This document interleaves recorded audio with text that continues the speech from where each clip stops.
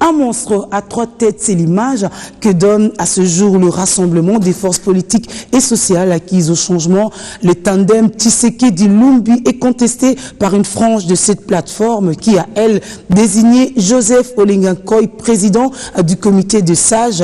Comme si cela ne suffisait pas, Patrick Mayombo, un des signataires des lacs de Genval, devenu ministre de l'Agriculture dans le gouvernement Badibanga, a lui également créé son aile avec comme porte-parole Clément Kankou, une situation qui n'est pas sans conséquence de la mise en application de l'accord du 31 décembre dernier. Décryptage de Alain Bouman.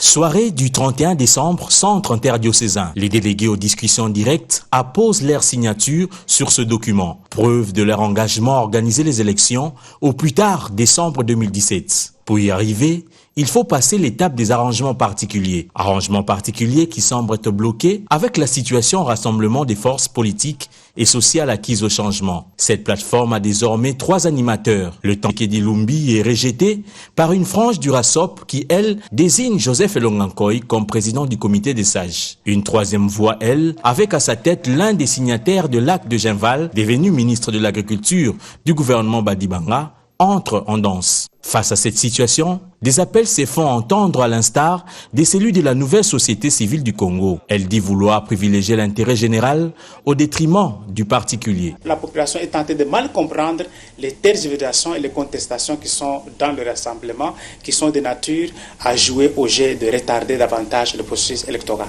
La division ne profite à personne. Or, les élections sont prévues d'ici 2017. S'il continue à ce rythme et la majorité qui du reste n'a pas la réelle volonté politique d'accompagner la population de trouver des élections d'ici la fin de l'année, trouvera encore dans cette division une autre opportunité pour davantage retarder le processus. C'est que nous ne veut pas.